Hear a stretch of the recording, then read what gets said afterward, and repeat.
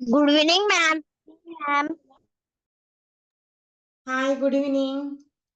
आवाज येतोय सर्वांना? Good evening all of you. हो मॅम. हो स्क्रीन मॅम. सर्वांना. हो मॅम. ओके, सर्वांचं स्वागत आहे ईस्पार्क ऑनलाईन क्लासेस मध्ये. Good evening ma'am. Good evening. Good evening ma'am. Good evening. Good evening all of you. Okay, good आवाज इव्हनिंग येतोय मॅम. clear माझा? Good evening. हो ma'am. Good evening teacher. Okay. 15 तारखेपर्यंत आपले फ्री क्लास होणार आहेत. 15 तारखेनंतर मात्र 16 तारखेपासून आपले नवीन क्लास सुरू होतील. नवीन बॅच असेल, नवीन ग्रुप असेल. आणि 16 तारखेला एक आपली पॅरेंट्स मीटिंग होणार आहे. सर्वांनी सांगून ठेवा, आजपासूनच पॅरेंट्स मीटिंग होणार आहे. ओके, आजचा विषय आहे गणित. यामध्ये आज आपण पाहणार आहोत अपूर्णांक, फ्रॅक्शन. ओके, अपूर्णांक हे कधी यापूर्वी झालं होतं तुम्हाला? माहिती अपूर्णांक काय आहेत? नाव ऐकलं होतं कधी अपूर्णांकाचं? हो. हो ऐकलं होतं.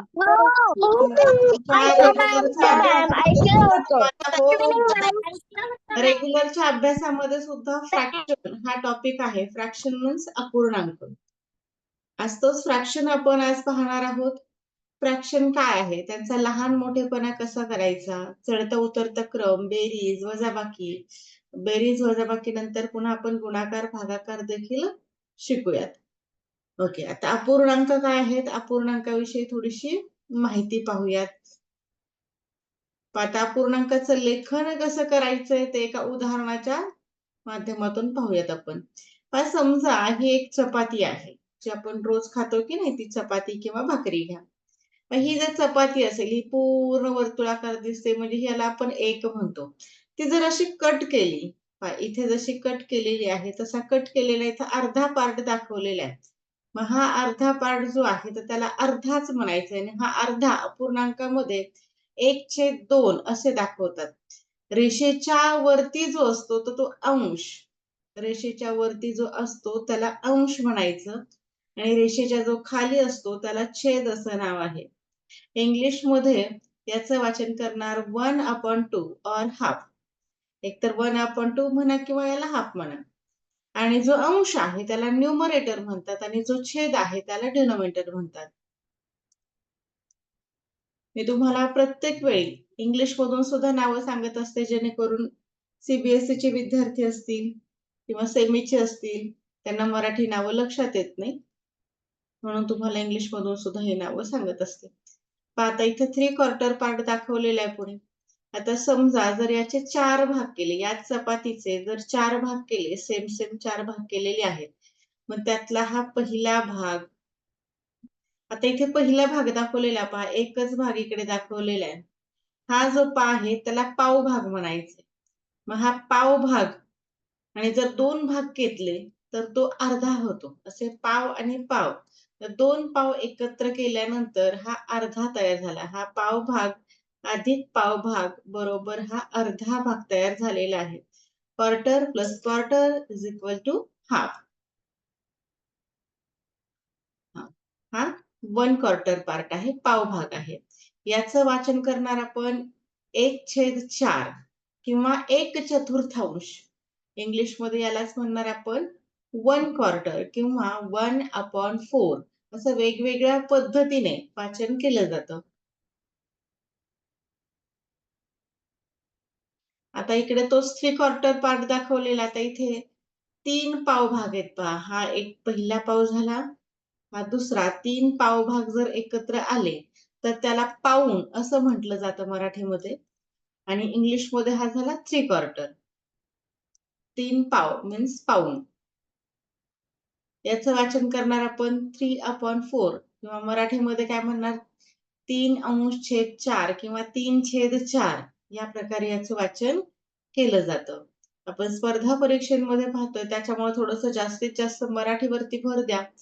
इंग्लिश नावही लक्षात ठेवा, पण मराठीमध्ये जेवढं तुम्ही जास्त करणार तेवढं तुम्हाला या वर्षी तर छान स्कोर येणारच आहे. त्याबरोबर नवोदय आणि स्कॉलरशिप यांना सुद्धा मराठीवरती जास्त भर असला की पटकन प्रश्न समजतात. मराठी माध्यम निवडलं किंवा सेमी निवडलं की स्कॉलरशिप पात्र होण्याचे आणि नवोदयला शाळेला लागण्याचे हे चान्सेस जास्त असतात, म्हणून हे थोडंसं भर द्यायचं आहे.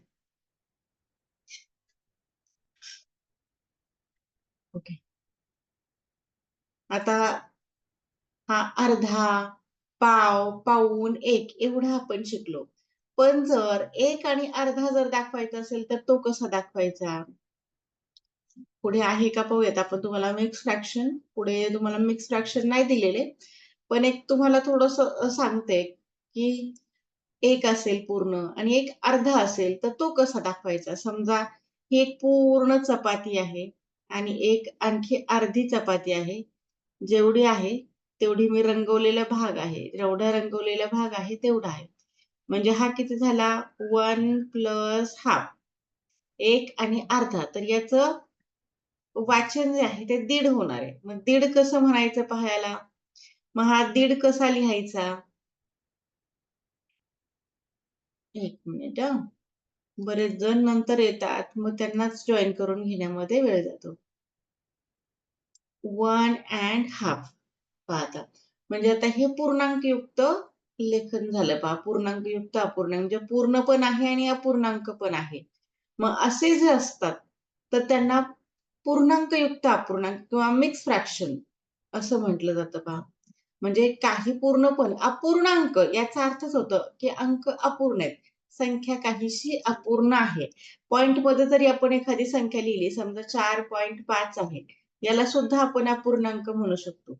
हा जर अपूर्णांकामध्ये लिहायचा तर आपण 45/10 लिहितो. म्हणजे हा झाला अपूर्णांक. अंक जो पूर्ण नाही, ज्याचा छेद 1 असतो तोच पूर्णांक असतो. मग एक छेद कोणाचा असतो बरं? एक छेद प्रत्येक संख्येला छेद हा 1 असतो. ज्याला छेद नाही त्याचा छेद हा 1 असतो. समजा 8 हा पूर्णांक आहे की अपूर्णांक आहे असं जर म्हटलं, तर तो आहे पूर्णांक. का म्हणायचं याला पूर्णांक? का ही पूर्ण संख्या म्हणून तो पूर्णांक. का तर याचा छेद हा 1 आहे. प्रत्येकाचा छेद हा 1 असतो. तो आपल्याला दिसत नाही. जसं की कुठलीही धनसंख्या, कोणत्याही धनसंख्येसाठी पॉझिटिव्ह नंबरसाठी आपल्याला प्लसचं साइन देण्याची गरज नसते. पण आपल्याला ऋण म्हणजेच मायनसवाला नंबर दाखवायचा, निगेटिव्ह नंबर दाखवायचा, तिथे आपल्याला मायनस साइन वापरावं लागतं. तसं आहे ते. आता इथे जर असं म्हटलं की 4/5 तर मात्र हा अपूर्णांक आहे. 5 पैकी 4 भाग.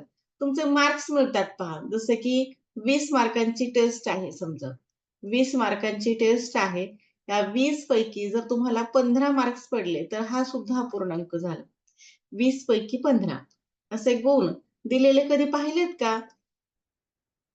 हे समजतंय ना तुम्हाला काय चाललंय? एक ओळखच झाली. हो. अपूर्णांक म्हणजे काय? कुठे-कुठे उपयोग होतो या अपूर्णांकाचा? ओळखायचा कसं? कारण Yes, ma'am. हो. Yes, कारण ma'am. अपूर्णांक हा टॉपिक खूप मोठा Yes, आहे. ma'am. अपूर्णांक जर Yes, पूर्ण ma'am. कंटिन्युअस आणि एकदम व्यवस्थित जर शिकवायचं म्हटलं तर पूर्ण आठवडा जातो. तुमच्या इयत्तेसाठी आठवडा जातो. खूप सारी उदाहरणं आहेत, खूप सारे प्रश्न आहेत आणि खूप सारं सांगायचं आहे मला. पण आपल्याकडे वेळ आहे आता 2 दिवसांचं. आणि कुठलाही टॉपिक हा फ्री क्लासमध्ये जास्तीत जास्त 2 दिवस घेतला जातो. तुम्हाला हा अनुभव आला असेल. आपण पूर्ण टॉपिक सध्या फ्री क्लासमध्ये पूर्ण घेत नाहीये. पण जेव्हा आपले 15 तारखेपासून क्लास सुरू होतील, तेव्हा तुम्हाला हे पूर्ण टॉपिक होणार आहेत. आणि जे पुढे कंटिन्यू क्लास करणार नाहीत, त्यांच्यासाठी सुद्धा माझ्या अपेक्षित आहे की अपेक्षा आहे की त्यांना सुद्धा जास्तीत जास्त समजावं काय आहे अपूर्णांक. मी जे शिकवते ते त्यांना नंतर सुद्धा फायदा झाला पाहिजे. या दृष्टिकोनातून मी थोडीशी पुढची सुद्धा माहिती मुलांना देत असते.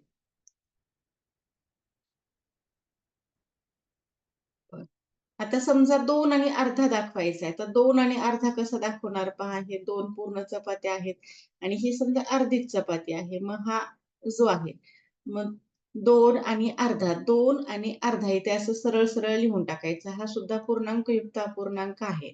याचं वाचन जे आहे, आता पुढचं अपूर्णांकाचंच वाचन राहिलंय. पण हे वाचन तुम्हाला नाहीये पुढे म्हणून फक्त एक ओळख म्हणून मी सांगितलं त्याला. याला म्हणायचं 2.1/2 किंवा 2.1 इंग्लिशमध्ये जर केलं तर 2.5 किंवा 2/1/2 मधली जी आडवी रेषा आहे तिथे अपॉन हा शब्द घ्यावा लागतो. आता जाऊयात आपण थोडंसं या पीडीएफ कडे. असं फास्ट पाहूयात. आकृतीचे किंवा संख्येचे समान भाग पाडून अपूर्णांक लिहिता येतो. आता 40 ही संख्या आहे, बरोबर. आता 40चे जर अर्धा केले तर ते 40चे अर्धा 20 होतात, बरोबर. मग 40चा अर्धा 20 म्हणजे 20 जर 40 पैकी जर 20 म्हटलं तर आपण त्याला अर्धा म्हणणार. मग आता 40चा जर आपण 4 भाग करतोय, 40 रुपये आहेत आणि त्याचे जर 4 भाग केले तर पहिला भाग हा 10 रुपयांचा असणार, दुसरा 10 रुपयाचा, तिसरा हा 10 आणि चौथा सुद्धा 10-10चा. म्हणजे असे 10-10चे आपले 4 भाग तर झाले. एक भाग म्हणजे पाव भाग आहे, हा पाव भाग झाला. आणि जेव्हा हे 2 पाव भाग एकत्र आले तेव्हा हे 20 रुपये झाले. 10 आणि 10 हे 20 झाले. म्हणजे आपण इथे 20ला अर्धा म्हटलेलं आहे आणि हा अर्धा आपण 1/2 या स्वरूपामध्ये अपूर्णांकात दाखवतो. आता 10 जो आहे हा पाव भाग आहे, म्हणजे चतकोर भाकरी इतकं झाला पहा. चतकोर आपण म्हणतो की नाही, चतकोर किंवा चारकोर असं नाव असतात पहा. तर हा जो चारकोर जो भाग आहे तर तोच पाव भाग आहे. म्हणजे इथे 40चा पाव भाग हा 10 झाला. मग हाच पाव भाग अपूर्णांकामध्ये जर दाखवायचा म्हटलं तर तो 1/ किंवा 1/4. हा 1/4 हे वाचन अगदी योग्य आहे.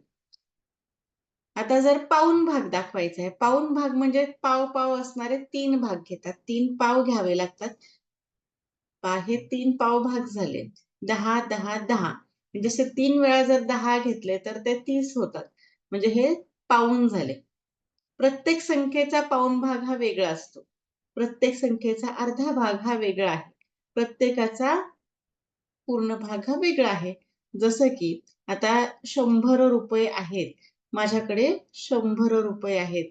मला या 100 रुपयांचे जर 4 समान भाग करायचे म्हटलं, तर मी काय करेल?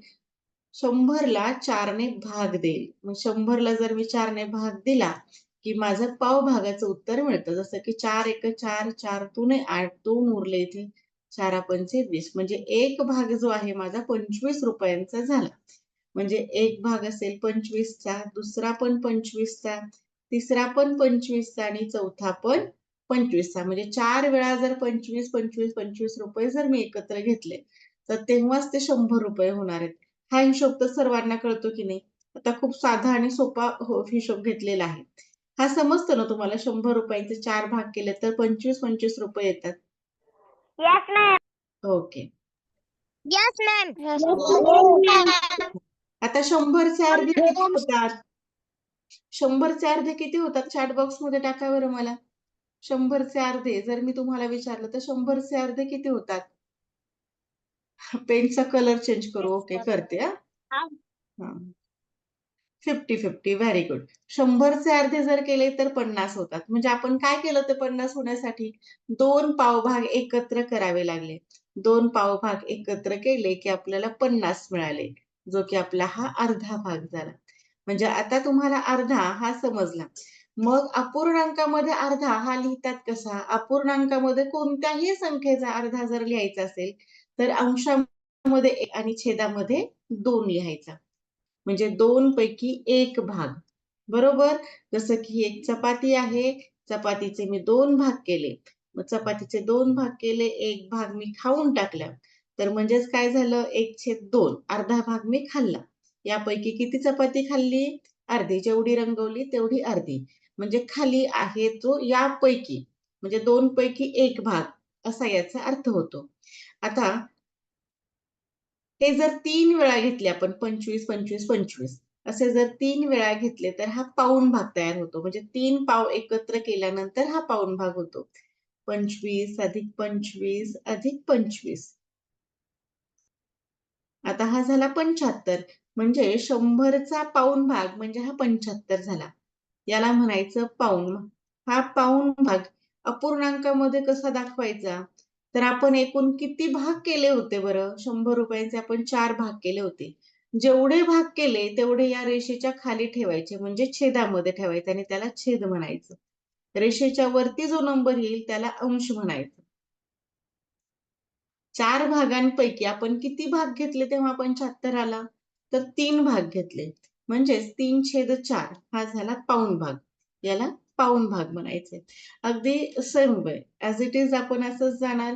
आता पाव भागाकडे. आता पाव भाग कसा होतो? हा 1/25 जो आहे.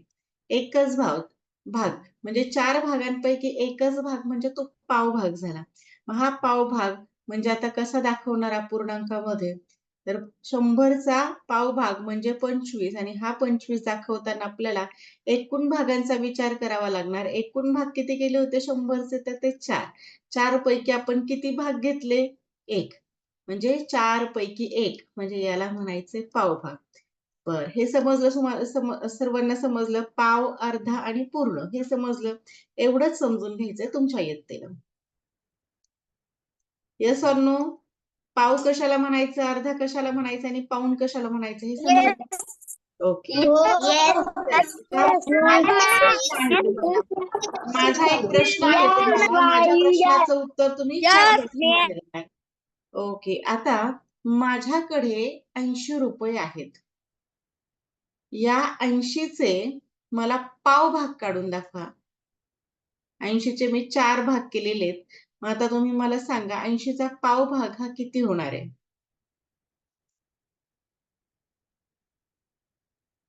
20. अगदी बरोबर. 60 नाही, पाऊण नाही म्हटलं मी. पाव भाग. काय केलं आपण? पाव भाग म्हणजे जर 4 तुकडे केले तर आपल्याला पाव भाग मिळणार आहे, बरोबर. 80चे मी 4 भाग केले. मी 4 भाग केले म्हणजे आपल्याला काय करावं लागेल? जेवढे भाग केले त्याला आपल्याला भागाकार करावा लागतो. जर 80ला जर 4ने भाग दिला असता तर आपल्याला अपेक्षित उत्तर मिळणार आहे. जसं की 4 एक 4, 4 दुने 8. 0 आहे असा पुन्हा एकदा शून्याचा भाग म्हणजे उत्तर काय झालं आपलं? 20. म्हणजे एक भाग झाला 20चा. तर दुसरा सुद्धा 20चा, तिसरा सुद्धा 20चा, चौथा भाग सुद्धा 20चा. म्हणजे आपला पाव भाग जो आहे 80चा पाव हा 20 झाला आणि तो आपण दाखवणार आहे 4 पैकी एकूण भाग जेवढे घेतले तेवढे छेदामध्ये 4 पैकी 1 भाग म्हणजे हा पाव भाग झाला. चला आता मला अर्धा सांगा. अर्धा किती होईल? पाव तर मिळाला. आता अर्धा सांगा. 80चा अर्धा भाग किती होईल? Very good. 40. अर्धा भाग हा 40 झाला. अगदी बरोबर आहे. आता हा अर्धा लिहायचा कसा? आता आपण 2 प्रकारे लिहू शकतो. आता 1/2 जर लिहिलं तर तुम्ही असं म्हणणार, "मॅडम आपण तर 4 भाग केले आणि तुम्ही 2 का लिहिताय बरं?" तसं काही हरकत नाही. आपण एकूण भाग सुद्धा लिहून काढू शकतो. आपण एकूण भाग किती घेतले? 4 भाग घेतलेत, बरोबर? मग एकूण भाग आपण 4 घेतले.